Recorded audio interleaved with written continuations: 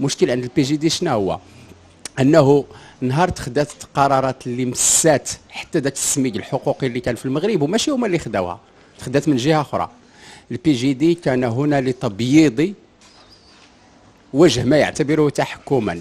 تطرح سؤال شفوي على الرميد على معاد الحقد في الاعتقال ديالو الثالث، وهو يقول لهم معاد بن الغوات ليس محصنا من المحاكمات. تعتقل علي أنوزلة في محاكمة سوريالية دافعوا بلغة ملتبسة، مع العلم أنهم ما جابوا خبار، ماشي هما ما عندهم علاقة بالموضوع إلى آخره.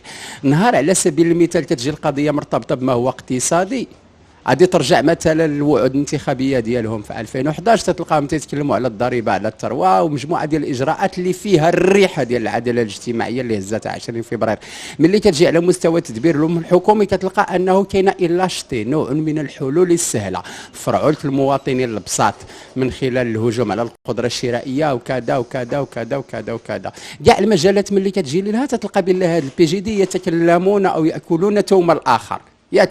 وما عندهمش مشكل من الناحيه السياسيه انه يقول لك انا خويا، وقالها بن كيران بلغه دارجه بسيطه كيفهموها كاع المغاربه، الملك يقول لي ندير اي حاجه غادي نديرها. بالتالي البي جي دي اليوم ما فهمش واحد اللعيبه، وهي اللي كيطرح فيها السؤال الدائم. تيقول القصر بالله عليك لماذا نقدم لك خدمه؟ نحن خدام التحكم بسند شعبي. علاش تتقلب على واحد اخر ما عندوش هذا السند الشعبي، ما عندوش البارشوك، وممكن في محاسبه ديال الناس غادي تولي محاسبه مباشره للقصر في تجاوز البام اللي هو ان فيترين ترونسبارونت. هذا هو البي جي دي اللي ما فاهمش دابا، تيقول مي مارد جو سوي لا اون تران دو دوني تو سكيل فو دوني، اون تران دو فير دي كونسونسوس، كندير كل شيء، كنتصنت، كنركع، كنحبو، كنباطح. على شنو؟ أنا اليوم تنخدمك وأنا اليوم معك، وأعطيتك جميع الضمانات وأعطيتك جميع الإشارات، ولا تحتاج لدليل إضافي لكي تعتبرني عبدا أو بثقافة دار المخزن من خدام الأعتاب الشريفة. لكن لي رصيدي الشعبي 1,500,000 صوت، ما تنحركها لا بفلوس ولا بغيره، تنقدر نجمعها في القاعه المغطاه في مولاي عبد الله كما دار بن كيران اليوم الصباح.